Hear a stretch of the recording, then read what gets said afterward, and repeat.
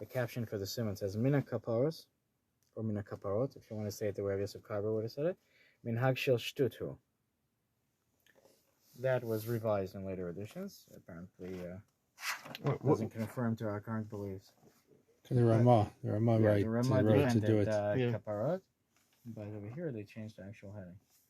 Today in the Shulchan Aruch it doesn't say. They took off the heading. Took off the heading. The caption is not there. If your text is still there, and if you open up the Bet Yosef, it's clear what his. Yeah. Wow. Here you got a little table of contents. That's just a nice thing. This is Choshen Mishpat, and here's Ibn Ezra.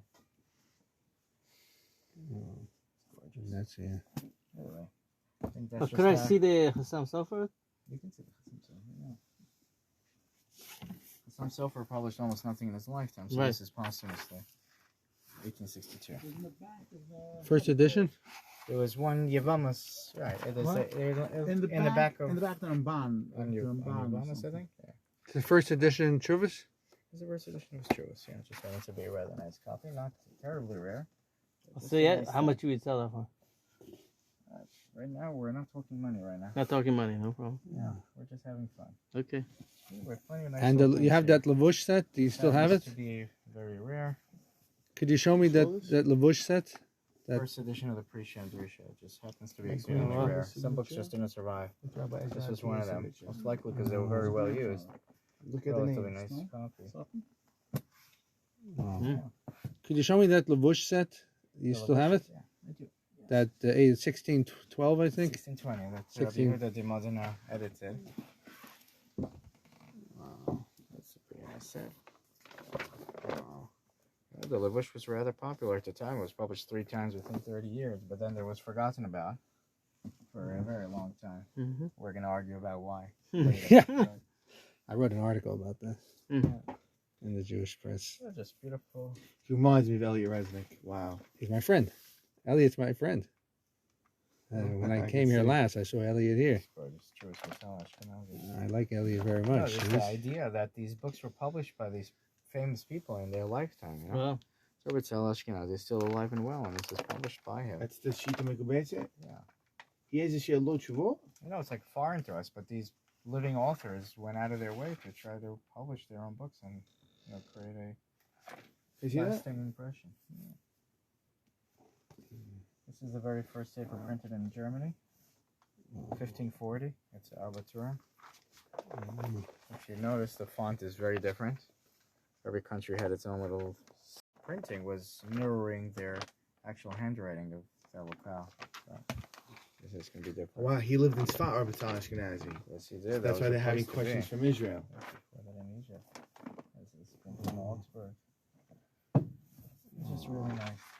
Here's a Mishnah Torah from 1490. Oh. Again, there's no Perusian. There's nothing doing. It's just straight Rambam the way intended. 1490? Yeah, it's been a while. So one volume set of all 14 books? This is actually the first half. The first half? Yeah. So Where was they're that published? Was it in Venice? No, not in Venice. I believe it's Naples, but it's the Sensino family. We don't always know where they printed. This whole concept of making a title page and writing where you printed things developed gradually. See, there's no page numbers. There's no siman. There's somebody filled this in by hand. Somebody created page numbers. Also, you don't see the halachas. You don't see the... There's no headings. There's really no summaries. There's no olive bays in the particular... Let's see one page. Space was very expensive, so Can we see the last parak, Hilchos Malachim? I don't have the second. Ah, half this of is the that. first half. Yeah.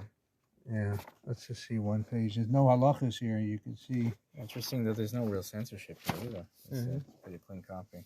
The copy must have went to Arab lands. Would it stayed in Europe? Going Would through have it. ended up censored. Here's some first editions of the Maharal's farm.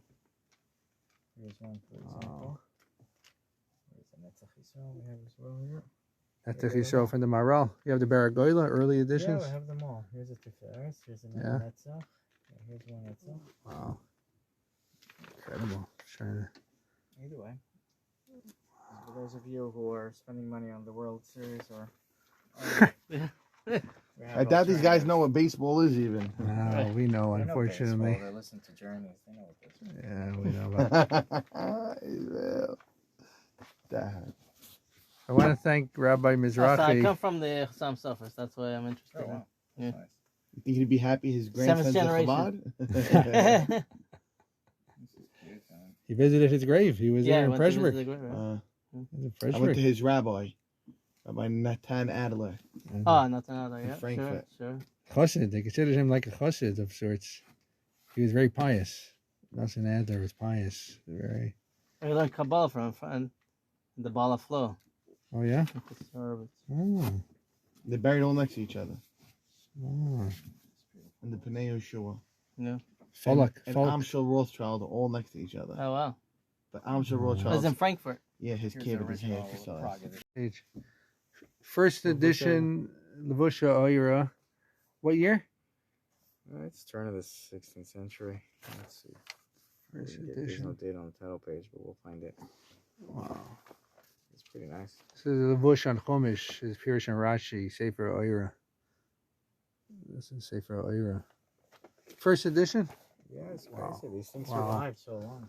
Sefer Oira. Well, anyway, come and visit. On a complete Yerushalmi, until the printing came around.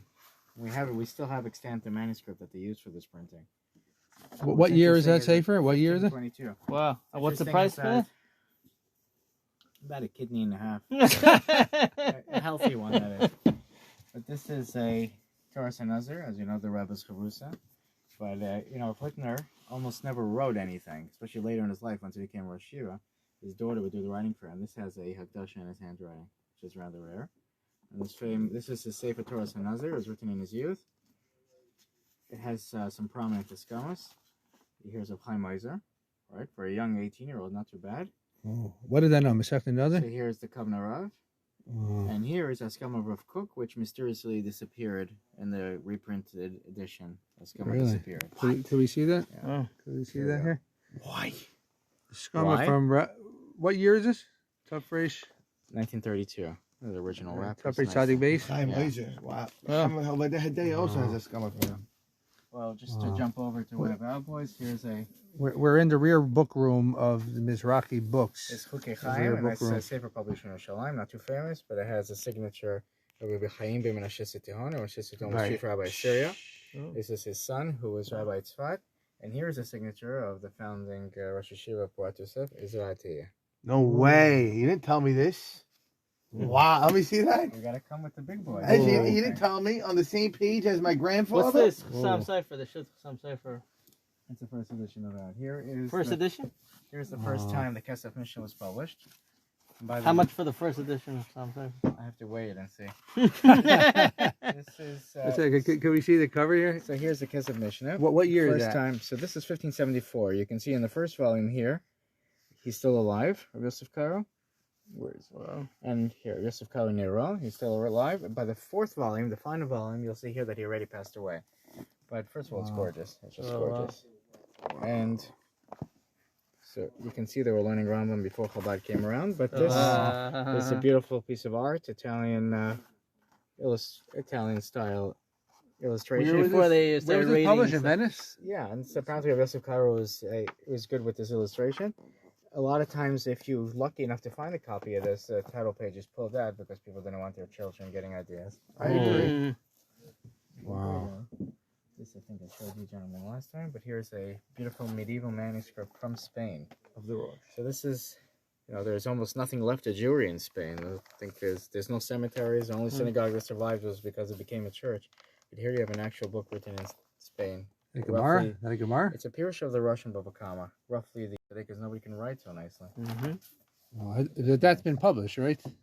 This has been published, but I didn't. Oh, that Shut compare Harosh is it what? Here's Madan and Melech. It's a book nobody knows what it is anymore. The Yom Tov Lipman Heller? Yeah. On the Rush.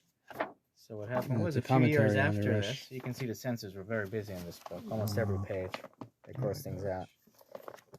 They're very helpful, so we don't make Chas v'Shalom the mistake of thinking that Christians are bad people. They cross out anything that's. So why doesn't Avodah Zarah Akum? Avodah Zarah Akum. Here Nochrim becomes Akum. why don't they learn this anymore? So what happened was he was arrested a few years after this printing, and he was sentenced to death by the religion of because he officially tried to overthrow the king. And the proof is that he named his book Madane Melech. Therefore, every subsequent edition it changed the name to Madane Yom Tov. So that's still around. It's on the back of some Gemaras, but it's not really known by this name anymore. Anyway, just a nice thing. Here's just for fun an incunabula. It's printed in 1485 by the Cincino printing house. Not the British knockoffs. This is the real thing. What's interesting is the very first time the Nevi'im was published here, as out of all commentaries, there's no Rashi. It's Radak. Radak was the most famous, most popular 15th century Hebrew commentator. What year is this? 1485. 1485? Yeah, just gorgeous. Wow. It's a kimchi. Yeah, just gorgeous. These things survived. I think there's like 17 different incunabular editions out of 250 books published in the 1400s in Hebrew. 17 of them were the Radak's from. So how much is that worth today in the market? I think the last auction record for this is about $220,000. 220,000? Like I said, yeah, you better have some spare kidneys. Wow. But yeah, just plenty of nice first editions of classics here. It's true. It's a Rashba first. Here's a tour with no commentaries. And here's what you asked about. Here's the Shulchan Aruch, the complete Shulchan Aruch in one volume. No Ramah, nothing doing. Just straight Shulchan Aruch. During his lifetime. Yeah. What year? 1567. It's the second time it was published. The first time it was published in 4 separate volumes. Well, you can see here, it says it on the title page of some of the early editions that their intention was to finish it once a month. Yeah, and this is published by him in his lifetime. Every simon has a heading. It's a fabulous printing. It's just gorgeous. You know, and Look, he has a resh ayin. yeah, he wasn't as superstitious as we would like him to be. He didn't switch it around. Wow, that's crazy. But there's one famous change that changed between the editions.